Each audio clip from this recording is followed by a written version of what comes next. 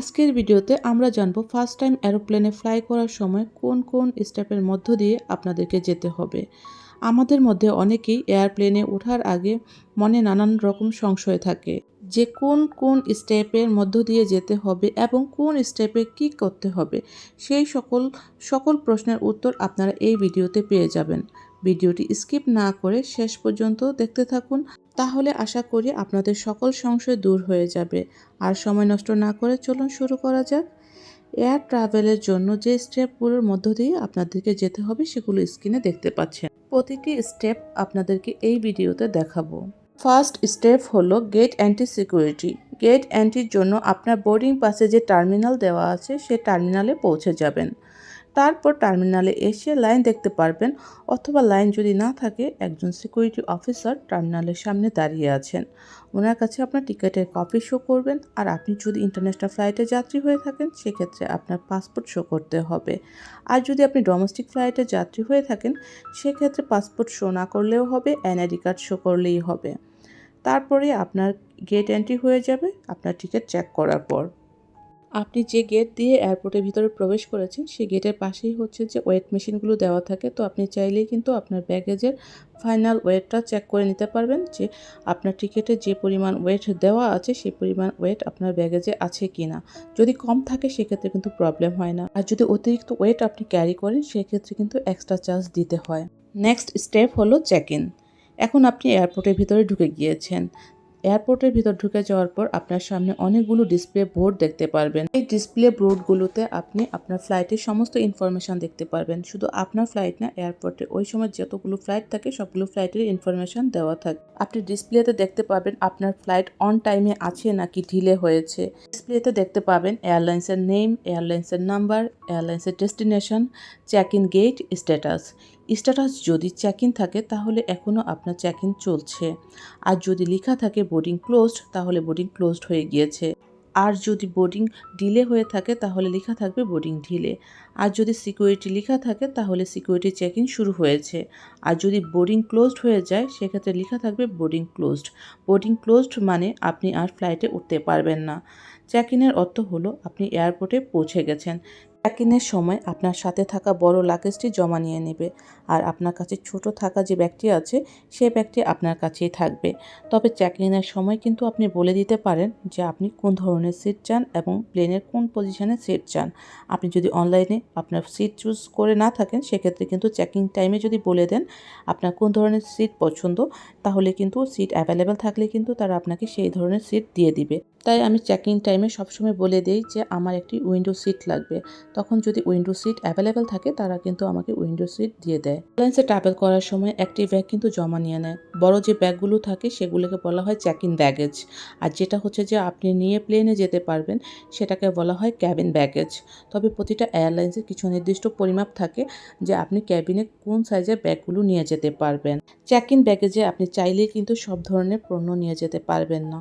যেমন ধরেন power bank, laptop, mobile, camera এগুলো কিন্তু চেক ইন ব্যাগেজে দিতে পারবেন না। চেক ইন ব্যাগেজ বলতে যেই ব্যাগেজটা আপনি বড় যে লাগেজটা আপনার সাথে থাকবে, যেটা আপনি জমা দিচ্ছেন সেটার মধ্যে চাইলেও কিন্তু আপনি এই ধরনের জিনিসগুলো জমা দিতে পারবেন না। Power bank, battery, laptop, camera এগুলো হচ্ছে যে আপনাকে ক্যাবিন যে লাগেজটা আছে সেটার মধ্যে করে আপনি কিন্তু নির্দ্বিধায় নিয়ে যেতে পারবেন। প্রতিটা এয়ারলাইন্স কিন্তু তাদের টিকিটের সাথে নির্ধারণ করে দেয় আপনি তাদের চেক ইন ব্যাগেজে এবং ক্যাবিন ব্যাগেজে কত কেজি পর্যন্ত নিতে পারবেন। যদি 2-1 কেজি বেশি হয় অনেক ক্ষেত্রে রিকোয়েস্ট করার পর তারা এই 2-1 কেজির জন্য এক্সট্রা চার্জ নেয় না। তবে 5-6 কেজি যদি বেশি হয়ে থাকে সেক্ষেত্রে কিন্তু আপনাকে এক্সট্রা পেমেন্ট করতে হবে প্রতি কেজির জন্য। প্রতি কেজির জন্য এক্সট্রা পেমেন্ট করে তারপরে কিন্তু আপনি আপনার বাকি মালামালগুলো নিতে পারবেন। সেক্ষেত্রে যদি আপনি এক্সট্রা চার্জ দিতে না পারেন তবে কিন্তু আপনার এই প্রোডাক্টগুলো ফেলে দিয়ে যেতে হবে। যতটুকু আপনার টিকিটের গায়ে লেখা আছে ঠিক ততটুকুই আপনি হচ্ছে যে নিয়ে যেতে পারবেন। এখন আপনি আপনার চেক ইন ব্যাগেজটা হচ্ছে বুকিং দিয়ে দিলেন, তারপর কিন্তু আপনার ইমিগ্রেশনের জন্য দাঁড়াতে হবে। আপনি যদি ইন্টারন্যাশনাল ফ্লাইটে যাত্রী হয়ে থাকেন তাহলে কিন্তু আপনাকে অবশ্যই ইমিগ্রেশন শেষ করতে হবে। ইমিগ্রেশন অফিসার আপনার পাসপোর্ট এবং টিকিট দেখতে চাইতে পারে। পাসপোর্ট এবং টিকিট শো করার পর অনেক সময় ইমিগ্রেশন অফিসার আপনাকে কিছু নির্ধারিত প্রশ্ন করে থাকে। নির্ধারিত প্রশ্নের সঠিক উত্তর দেওয়ার পর আপনাকে একটা সিল এবং একটা সাইন দিয়ে আপনাকে দেখিয়ে দিবে সিকিউরিটি চেকের জন্য কোন দিকে যেতে হবে। তারপর কিন্তু আপনার সিকিউরিটি চেকের জন্য দাঁড়াতে হবে। সিকিউরিটি চেকের সময় আপনার সামনে কিছু ট্রে থাকবে। সেই ট্রেতে আপনার কাছে থাকা সমস্ত রকমের ইলেকট্রনিক ডিভাইস, এমনকি আপনার belt, purse, mobile phone, watch সমস্ত কিছুই কিন্তু সেই ট্রেতে রেখে দিবেন। ইভেন আপনার কাছে যে ক্যাবিন লাগেজটি আছে সেটিও রেখে দিবেন সেই ট্রের উপর। যতটি ট্রে প্রয়োজন হয় সেক্ষেত্রে কিন্তু আপনি ততটি ট্রে নিতে পারবেন। আর সেই ট্রেগুলো কিন্তু একটা এক্স-রে মেশিনের ভিতর দিয়ে চলে যাবে সামনের দিকে। আর পাশেই থাকবে আরেকটি গেট। সেখান দিয়ে কিন্তু আপনাকে যেতে হবে। সেখানে আপনার পুরো বডি স্ক্যান করা হবে। জাস্ট আপনার হাতে থাকবে ডকুমেন্ট হিসাবে আপনার পাসপোর্ট আর বোর্ডিং পাসটি।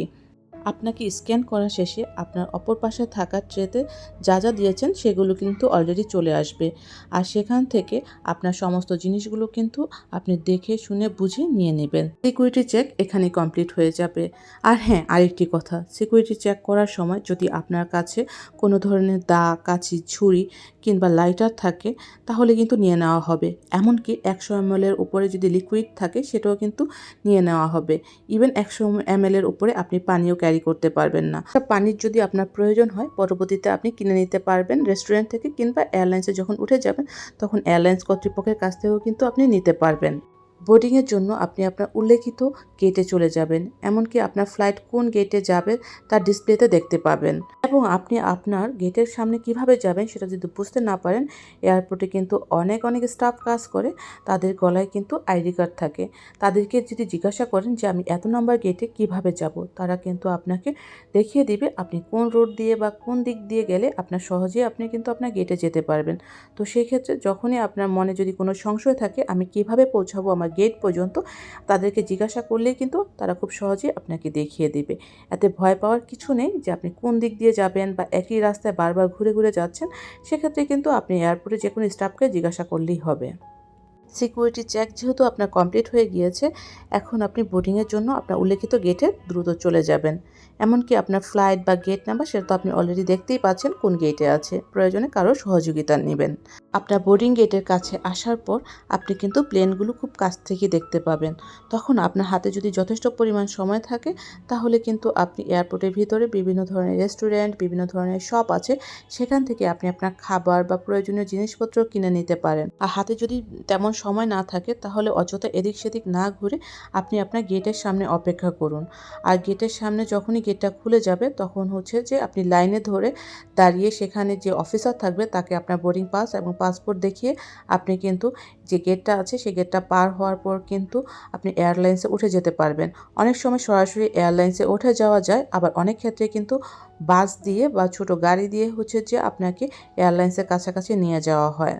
তো যখন আপনি এয়ারলাইন্সের খুব কাছাকাছি চলে গেলেন তখন হচ্ছে যে কেবিন ক্রু থাকবে বা এয়ার হোস্টেস থাকবে তাকে আপনার টিকিটটা দেখিয়ে আপনি তাকে জিজ্ঞাসা করতে পারেন যে আপনার সিটটা কোন দিকে। তারাও কিন্তু আপনাকে দেখিয়ে দিবে আপনার সিটটা কোন দিকে। আর আপনি যেহেতু অলরেডি চেকিং টাইমে আপনার সিটটা বলে নিয়েছেন যে আপনি কোন সিট নিতে চান, সেক্ষেত্রে আপনার অনেকটা ধারণা আছে যে আপনার কোন ধরনের সিট আছে, সেটা কিন্তু আপনি জেনেই গেছেন অলরেডি। আর যদি সেক্ষেত্রেও আপনার প্রবলেম হয় এয়ার হোস্টেসকে জিজ্ঞাসা করলেই কিন্তু আপনি জেনে যাবেন যে আপনার সিটটা কোন দিকে আছে। এখন যেহেতু আপনি ফ্লাইটে উঠে পড়েছেন, এখন নিশ্চিন্তে আপনি আপনার সিটে বসুন আর এয়ার হোস্টেসের কথা মতো আপনি আপনার সিট বেল্টটি বেঁধে নিন। ফাইনাল স্টেপ হলো ডিবোর্ডিং, ইমিগ্রেশন কমপ্লিট এবং ব্যাগেজ কালেকশন। যখন আপনি আপনার ডেস্টিনেশনে নেমে গিয়েছেন তখন কিন্তু আপনি জানেন যে এখন আপনার কোন দিক দিয়ে হচ্ছে যে বের হতে হবে। আপনার প্লেনের সকল যাত্রীরা যেখান দিয়ে হচ্ছে এয়ারপোর্টের ভিতরে প্রবেশ করছে সেখান থেকে আপনি গ্রাউন্ড থেকে এয়ারপোর্টের ভিতরে প্রবেশ করবেন।